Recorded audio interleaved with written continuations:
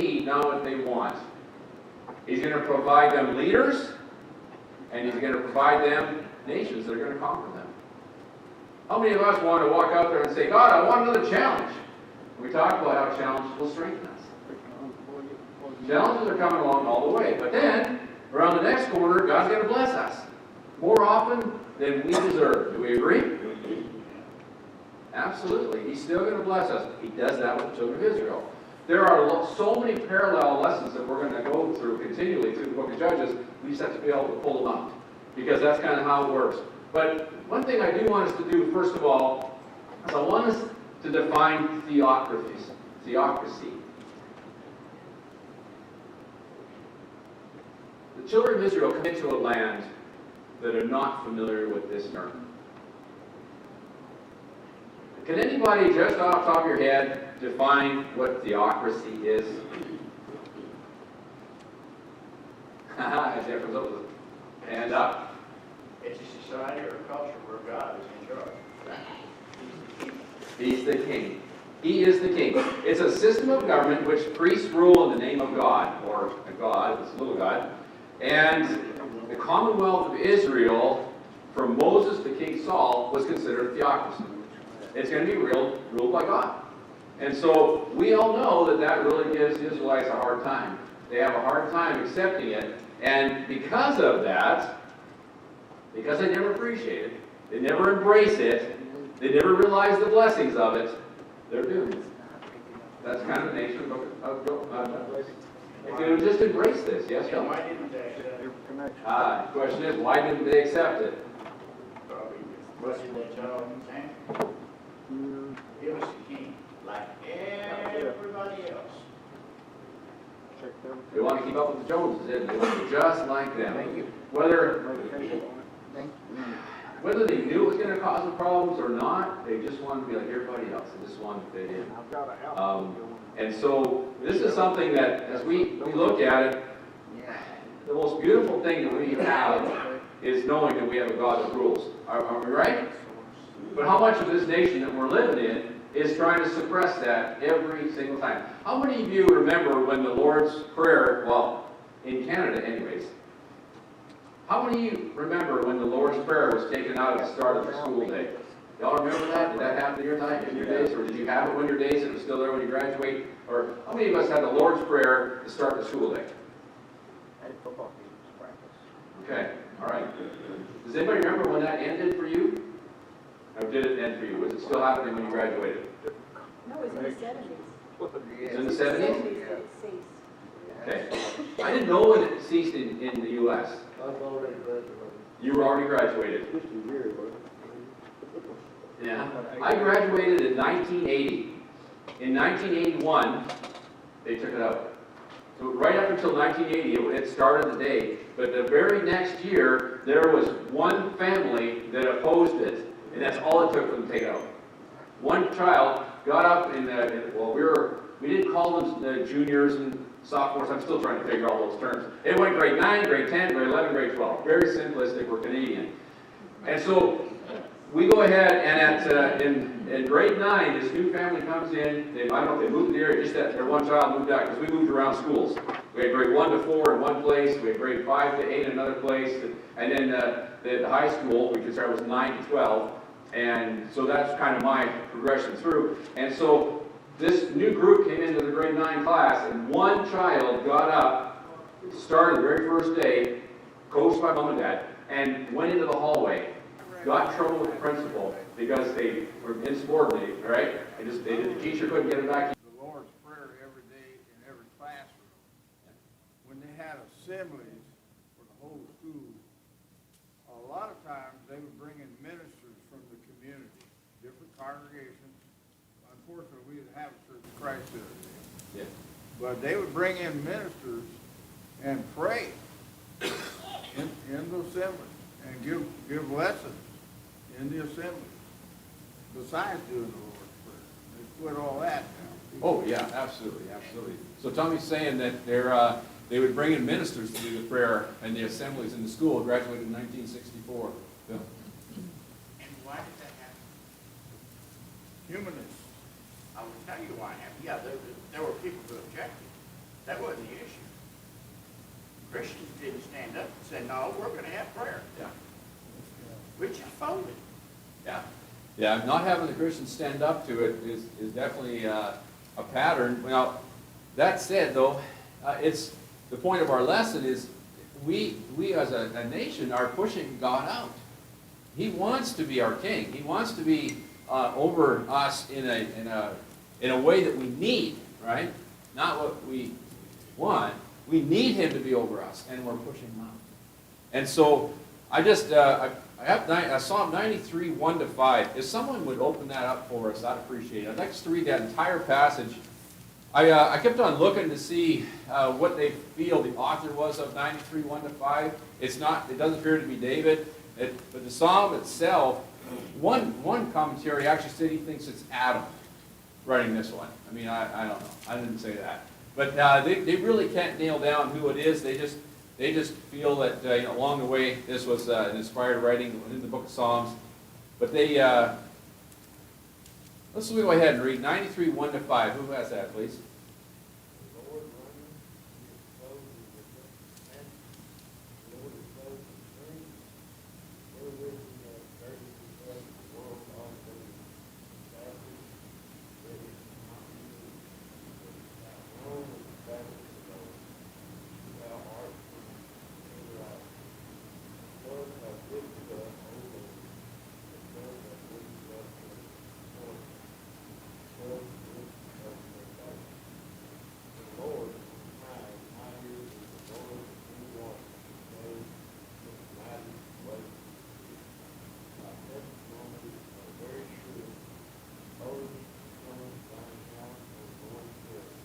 Thank you.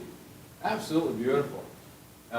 This has been quoted. This has been put in the pictures and put out there for people to put on their walls. The Lord reigns. He is robed in majesty. Just absolutely beautiful. Why can't we just sit back and say, well, then let's let him be our king? Right? And so this is the God that Israel has just watched, in a sense, bring them right into this land that they shouldn't be able to touch military-wise. God just took care of them all the way through. He's the one that was reigning, and we've got this theocracy, but they don't even trust him enough to give him a leader. They're already scared. And so, as we look at here, when we look at God and what he's going to do for them, we have to keep an idea that God is always going to provide. There's always going to be a deliverance for the people. And we know, because we're reading from the inside out, that these people aren't seeing it ahead of time. They can't see it. They're not wanting to see it at this point. They're just kind of questioning everything that's been going on. So we're going to see what's going to happen here as we look into the first Judges 3, verses 7-11. And the people of Israel did what was evil in the sight of the Lord. They forgot and Lord, their God, and served the Baals and the Asheroth. We're right back to those two big ones again.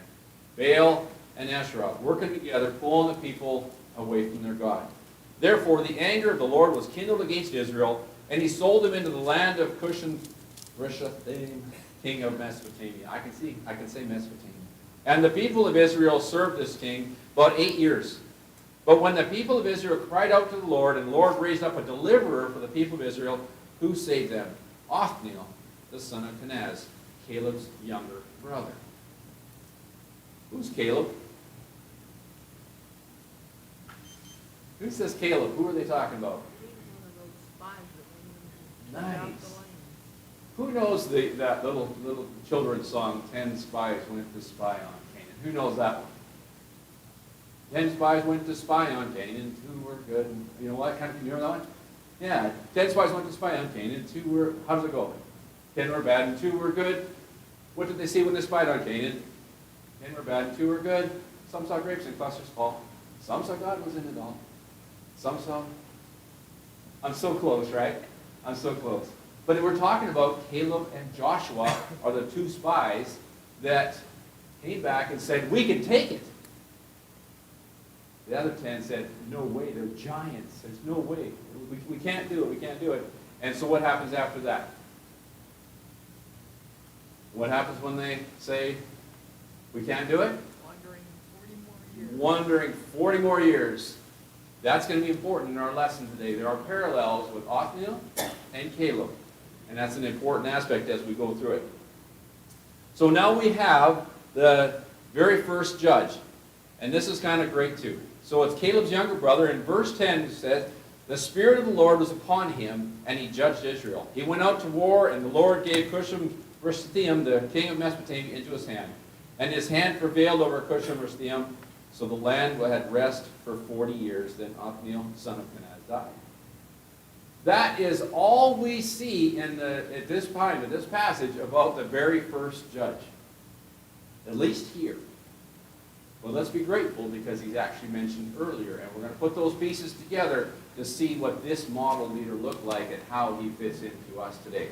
And so just knowing that God provides a deliverer, we know that there is an opportunity for the people to be able to step out. They've cried to the Lord, so what does the Lord have on them? What does the Lord have on his people?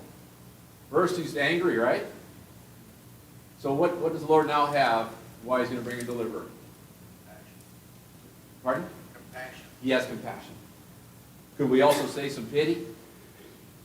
How many of us have a child that has done something that we look at them and we scold them for it and they truly do feel bad about it? Do we have children like that?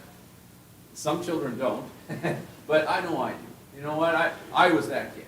I was here. I really wasn't all that bad to my parents, I don't think. They say I wasn't anyway. But here's the time I did. So I'm in the kitchen, and my mom says something, and I was sassy. That was not me. And I don't know why I did it, but I really sassed my mom back in the kitchen. And my dad walks up to me, and he's like, I never heard my dad raise his voice. Okay, so he's just stern. And he starts lecturing me about talking back to his mom. And at this point, I'm almost 6 feet tall. I may already have be 6 feet tall. Okay? So I think I'm bigger than, whatever I am. I just asked back to my mom. And so here's my dad down here looking up and getting after me. Because he was 5'6". 6.5, he said. He would correct me. 6.5, son. And so 5'6.5". And he's looking and he's scolding me. And you know what? At that time, it was extremely tense. But in my mind, it wasn't like me to sass back my mom. So I stopped. I realized what I had done. And I'm looking around and says, I can hear him, but I can't see him. Like I changed that. And Dad stopped. Mom starts to laugh. I really, immediately after that, I did apologize. I said, Dad, you're right. I'm sorry I didn't do it. But, it's like that was the scene, right? It was really intense. But at that point, I did feel really bad. Like it just wasn't me. And I did. I felt bad, and Mom and Dad understood that I understood. I never did it again. But what I do know is we can't, as kids, I did feel bad when I did something I shouldn't have done, and I did, I shouldn't have done. We are children, and who are the Israelites? They are the of God. What? They're the children of God. They're going to mess up, and they're going to mess up bad at times, and then they're going to try, and they're going to come back and ask for forgiveness.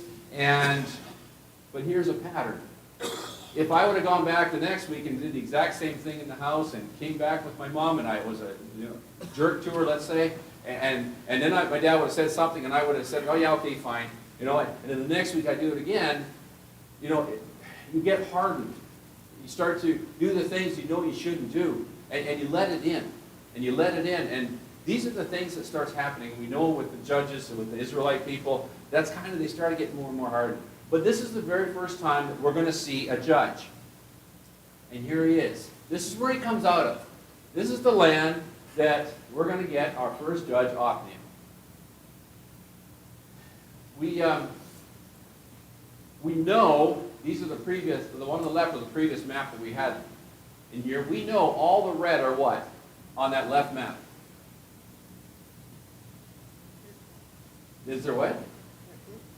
So all the red, they're the enemies of the Israelites. They embedded themselves inside their enemies because they didn't wipe them out like they were told to do. That was the first big disobedience. We already know that. But here they go. And isn't that something that God picks one that's right in the midst of the enemies? And he comes out and he's going to deliver them. For the midst. So, it's just a question that as I was putting my notes together, and I didn't actually put it in the notes, but I just realized that I did, and I think we should say that. God has a leader in the midst of all this confusion that the Israelites are having about who their king is. God provides. They wouldn't have picked someone, God wouldn't have picked someone that was half-hearted. God's going to pick one that had good faith, that God was in charge, and that God could do anything. And so here's this Othniel, right in the middle of all this mass confusion. They've been oppressed, and now they're under, the king's take them over, and they're oppressed. It's not good. And we have Othniel show up. Now, the judges are going to come from all over the Israelite land. They're not just going to come from this area. We're going to find out that they're all going to come scattered throughout the area. But I don't know. I just wanted to say, like, this is where it starts. And it's funny. They're not even sure if that's where it's at. That's kind of blurred out, but that's where Othniel is close, that area right there. And so they're not even sure exactly if that's the exact spot, but it's right in the midst of it all. But he had not going to come from this area. We're going to find out that they're all going to come scattered throughout the area. Now, just as a side note, I just wanted to say this is where it starts. Chris has Ehud. It's funny. So that's why they're not even sure. See how much higher up? That's kind of blurred out. That's where Othniel is, that area down here. And it's not even sure exactly if that's the exact spot, but it's right in the midst of it all. But he had clarity. But he's the first judge of Israel, and we get introduced to that's who God picked. Now, just as a side note, here's where we actually first hear next week, Chris has Ehud. So that's why I threw that one up there. See how much higher up into the land they are up at Mizpah? Now, and that's he's going to have Ehud for us next week. So I thought that just throw that in. Plug for Chris.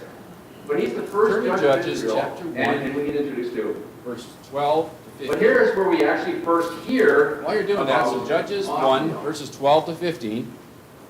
I took this out of I have a book, Who's Who in the Bible. I bought it off a shelf when I went to the Tulsa workshop. Turn to Judges chapter 1. Tulsa workshop went south. Verses 12 to 15. Things that happened there. But first, the Tulsa workshop was something that was very sound. And as Canadians, we would come from congregations. Our congregation at that point would probably have been 40 to 50 people. Okay? The other congregation in town was probably close to 100. And we're in a city of about 400,000 people. That's where we were at. Okay? We would get in the 40-passenger bus, which my dad was the driver. He had his air license, so he would, air brake license. So he would go ahead and he would rent the bus. I have no idea. Dad had connections everywhere. So he would rent this travel bus, and he would take at least 40 people. And sometimes he'd end up with 3 or 4 cars behind him when we'd go to the Tulsa workshop. And we would get there, and you'd walk in, and it was awe-struck to us. The very first assembly, there was over 1,000 people that would be in the first assembly. And then we'd break up for all day Saturday and Sunday. I don't know how it finished, but Sunday morning, another, like sometimes, I think they would say there'd be up to 2,000 people on the Sunday morning worship at the Tulsa workshop. But the one thing that I did is with my dad, I was pretty young, we would go and we'd walk around the vendors. That was overwhelming. The number of vendors from the members of the Church of Christ was just like, wow, because we had one in Canada. And it was in Toronto. It was on the campus of the college there in Toronto. That's all we had in all of Canada. So to walk into this huge room with all these vendors, with members of the church, and Dad didn't know who they were because he knew everybody in Canada, but he didn't know anybody in the U.S. That was kind of neat, too. We weren't standing around talking to all the people we met in the hallways. But as we're going around, we're shopping, and my very first book that I bought was Who's Who in the Bible. And I have used that. Yes, sir.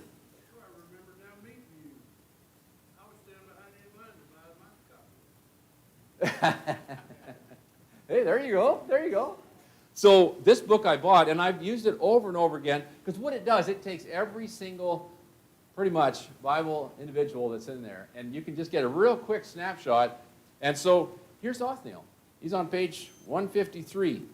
But he says, thus, when Othniel became a judge in Israel, it is said that the Spirit of the Lord came upon him. So also Samson, that's what happened with him, and was able to accomplish this renowned deeds with the Spirit of the Lord would come upon him to take on the Philistines. And then it goes on with Samuel anointed David. The Spirit of the Lord came mightily upon him. And so Othniel, when he is named judge, the Spirit of the Lord comes upon him.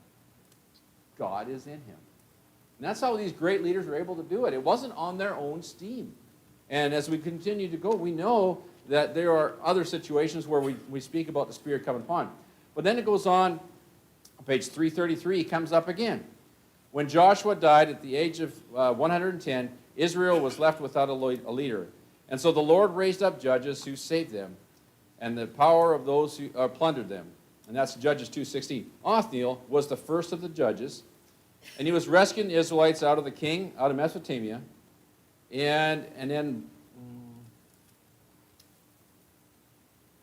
yeah, so that's all we're going to be on that. But just when we look at Othniel, this man had so many qualities that were required by him. Let's go ahead and look at Judges 12, 1-5. Does someone have that they can read? Judges 12, 1-5. Or, Judges 1, 12-5, sorry. 12-15. Then Caleb said, whoever attacks Kirjath-Sepher and takes it to him, I will give my daughter Aksah as wife. Othniel, the son of Kenaz, Caleb's younger brother, took it. So he gave him his daughter Aksah as wife. Now it happened when she came to him that she urged him to ask her father for a field. And she dismounted from her donkey, and Caleb said to her, what do you wish? So she said to him, give me a blessing, since you have given me land in the south. Give me also springs of water. And Caleb gave her the upper springs and the lower springs. This was the quote that we had. Thanks, Phil. This was the quote that or the passage that we read right in the beginning where we talked about the attitude of the Israelites. And I said, you know what? They were just handing out the spoils. They were all excited, and it's like this was new. And we had this reading in the first. But Othniel, when he went out to do this, that says, yeah, okay. Now, we're going to do a comparison between Caleb and Othniel because it appears that Othniel was watching Caleb. That's how he got to be where he was at in his military prowess. And we find out he's family, isn't he? What do they call him? What does Othniel consider to Caleb? Well, yeah, you know what? That's kind of right. Yeah, exactly. He becomes a son-in-law. But it says it's his younger brother. Now, I went back and I looked some more at that. Matter of fact, the author that this lesson comes from, he does most of the research, and I went and looked other places too. And it comes out that it looks like he may not have been his actual brother. He might have been like a cousin or nephew. Like but because of the nature of the people and the way they talked, they called him brother. And so he not actually been his younger brother, but he was still a relative. And yes, he does become his son-in-law. And that's it. They're not absolutely 100% sure. Even though Kenaz was in the loop there somehow, some way, it comes down to the fact they said he's probably more a nephew or a cousin. But no, it's not absolutely for sure.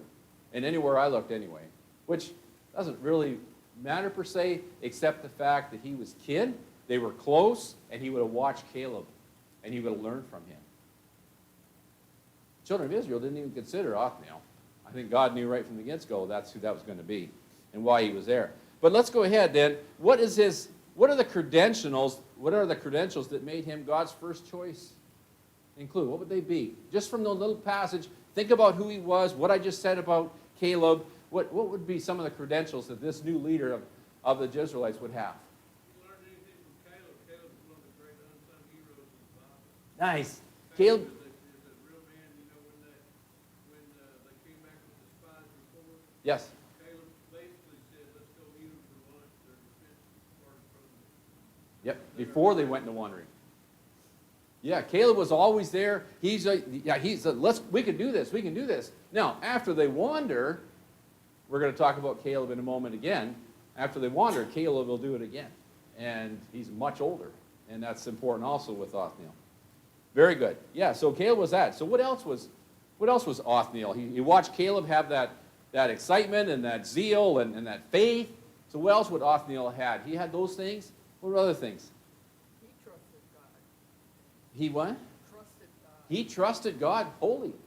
I don't think Othniel stood back and said, I don't know, we have another judge that does down the road, don't get me wrong, it happens. But in this case here, I don't think Othniel stepped back and said, I don't think I'm the guy.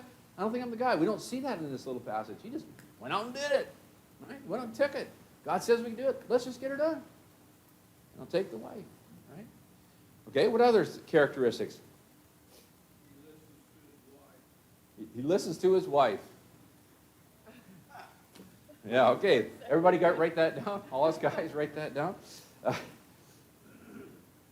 So I think we have a man here that God says he's got the backing. The people have seen him in action. They know that he is not going to back down because of his faith. And I think they're kind of just hanging everything up on this Othniel, and they're going to let him judge because of what they've already seen in him and who taught him. And so Othniel comes in with a lot of good credentials, and we haven't even covered them all. We're going to in a moment here. Because I think it's important that we go ahead and find where I put the remote. There we go. You think this podium wasn't this big, it wouldn't happen, but I can lose things anywhere. So let's just do a little bit of readings back in the book of Numbers. Can someone pick up the book of Numbers? I'm going to have one person read chapter 13, verse 30. And then if someone else could take the chapter 14, and there's going to be 4 verses for them to read. Now, don't be aware, we're going to see some names in there too. So Numbers 13, verse 30, and then 14, 6, 24, 30, and 38 from the slide there, if you just need to review it.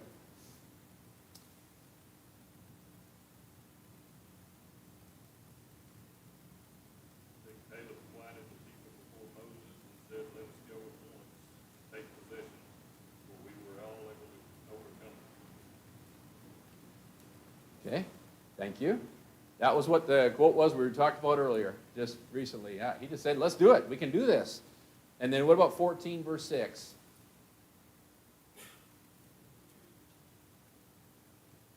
Joshua the son of Nun, and Caleb the son of Jefferson, which were of them that searched the land after the flood. Okay, and then verse 24. If you don't mind, Wayne, can you keep reading 24? My servant Caleb, because he had another spirit with him and had followed me fully, him will I bring into the land where he wants it, his seed shall possess it. Thank you. Verse 30.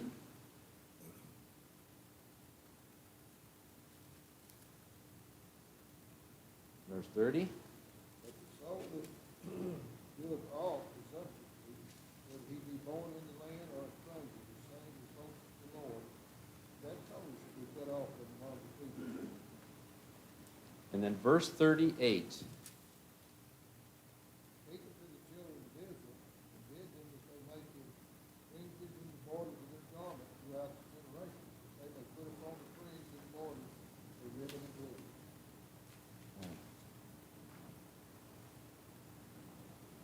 That's right, chapter 50, those are out of 15. We have the last 2, I think.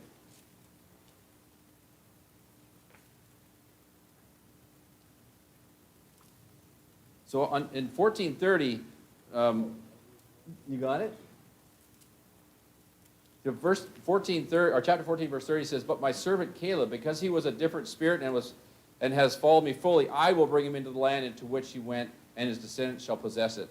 And then 38 was, "Of those men who went to spy out the land, only Joshua and the son of Nun, Caleb, the son of Jephunneh, remained alive." Thanks. So after what we see with Caleb, after he wanders with the children of Israel for 40 years, he goes in to the promised land, and he wants to take a battle out. How old is Caleb at this point compared to the rest of the nation? Old, yeah. Yeah, like he's mid-80s at this point. And so, I just see this old man on a stick going on, I can take him, I got this, you know.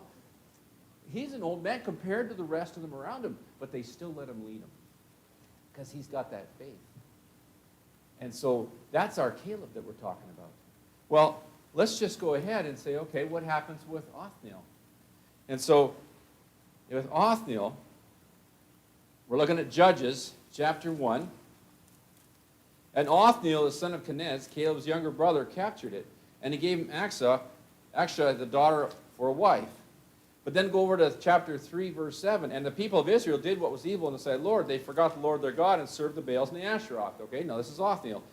Verse 9 now comes up. But when the people of Israel cried out to the Lord has pity. The Lord raised up a deliverer for the people of Israel who saved them, Othniel, the son of Kenaz, Caleb's younger brother. And then in verse 11 it says, so the land had rest 40 years. Then Othniel, the son of Kenaz, died. When we look at Othniel, this gentleman, what did we say about the children of Israel at this point, for those who were here last week? Why was there a test that was put? That was our class last week. Why did God put a test before these people? What was the test about? What did it entail? Y'all remember? Slept since then?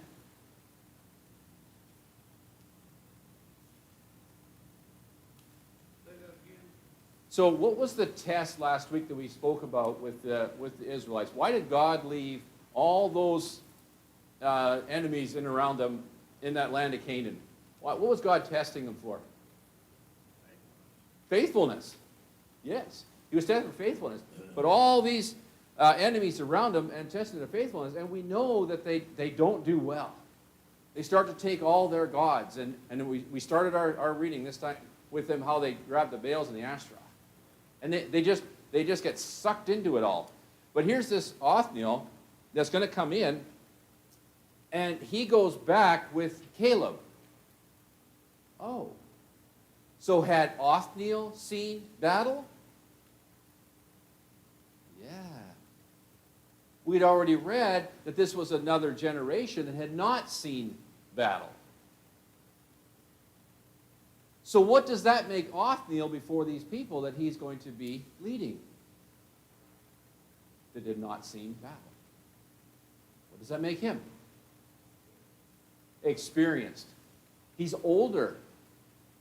Right? There's a similarity with Caleb. Caleb was much older when he led the people to his first battle with them. And then we've got Othniel here that's much older, and he's also got the prowess of battle. He's already been there, done it, proved that.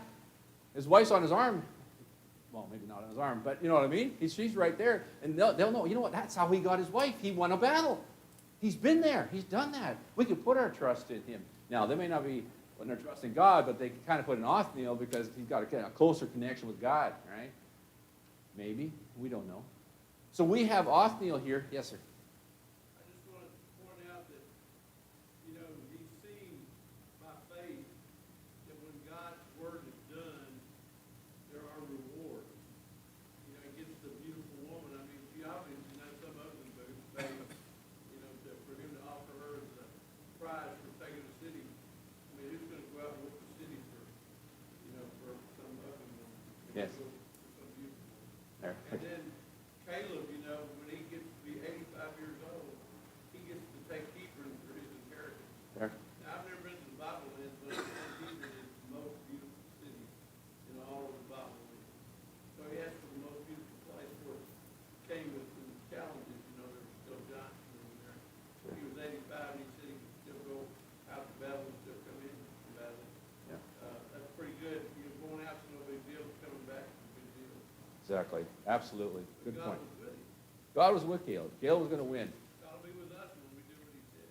God's going to be with us when we do what he says. Absolutely. And we know Othniel's got those same thoughts, or he wouldn't have stepped up as fast as he did. There was no question in his mind. Well, and I think we're going to see this, and I'm sure you'll point it out throughout the book of Judges. The men of God, I'm not going to say they weren't afraid. They would be afraid as anybody else, but they had faith that God would make it happen. All of these other Israelites who were falling away were paralyzed by their fear. Oh, we can't defeat these people. There's a lesson for us there. Sometimes we need to learn to stand up even when we're scared Yeah? and do what God would have us to do and refuse to submit to our own fear.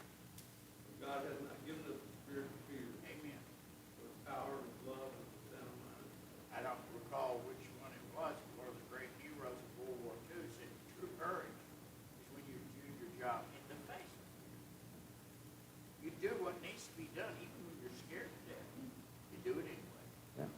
So, and I agree. This was a man, even if he was afraid, he was going to go do it in faith. That there was no question that we could do this.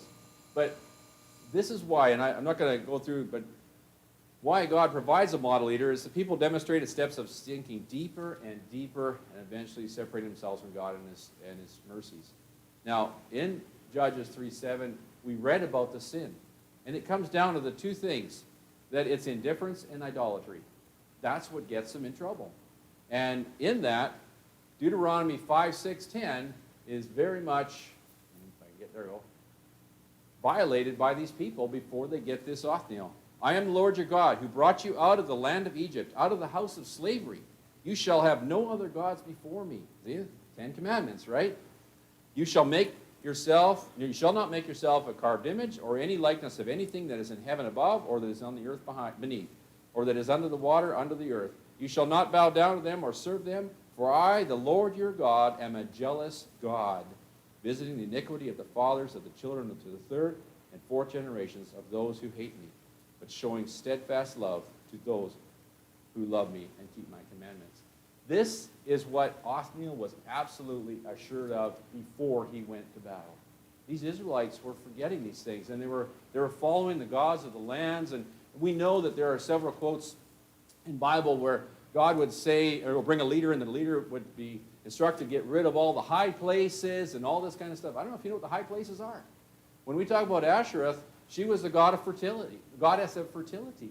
And so they had these temples up in the higher mountains, so they were closer to God, and there was prostitution going up in there with these idolatry women of the temple. And the Jews were participating in that. That's why they said, get rid of the high places, because they were actually having all these indecent acts up in these high places. The Jews were. It's adultery to God. And so when Othniel came in, he had all those things understood, that there was no way that we were going to have that alone. God was our king.